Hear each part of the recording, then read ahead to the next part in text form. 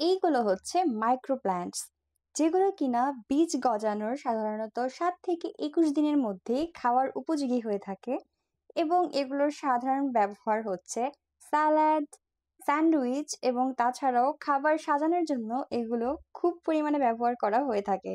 এই ছোট্ট ছোট্ট গাছগুলোতে রয়েছে প্রচুর পরিমাণের অ্যান্টিঅক্সিডেন্ট, যা কিনা কোনো কোনো সময় বড় গাছের তুলনায়ও বেশি হয়ে থাকে।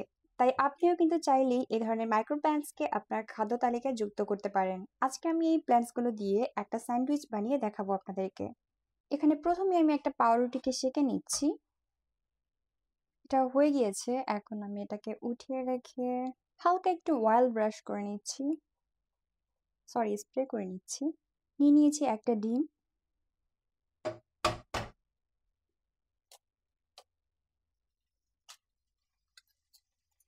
দিয়ে দিচ্ছি একটুখানি গোলমরিচের গুঁড়া আর লবণের গুঁড়া মিক্স।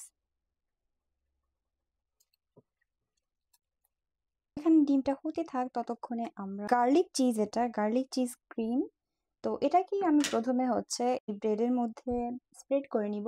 এটা আমি বেশ কতক্ষণ ধরে নামিয়ে রেখেছিলাম বাইরে, এই জন্য একটু জল বের হয়েছে। যাই হোক, এটা কিন্তু খুবই টেস্টি। এটার মধ্যে গার্লিক অ্যান্ড আরো কিছু হার্বস দেওয়া আছে। তো আমি চিজটাকে ভালো মতো স্প্রেড করে নিয়েছি। এবার আমি এই প্ল্যান্টস গুলোকে অ্যাড করব। তো প্রথমেই আমি ওই প্লাস্টিকের কৌটো থেকে বের করে নিলাম।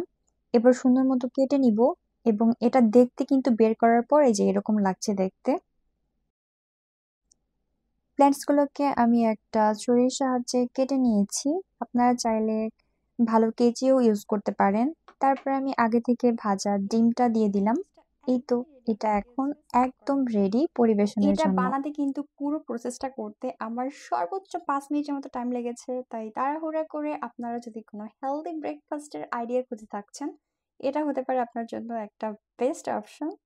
তো আজকের ভিডিও এই পর্যন্তই। ভালো লাগলে অবশ্যই জানাবেন আমাকে কমেন্ট করে। বাই।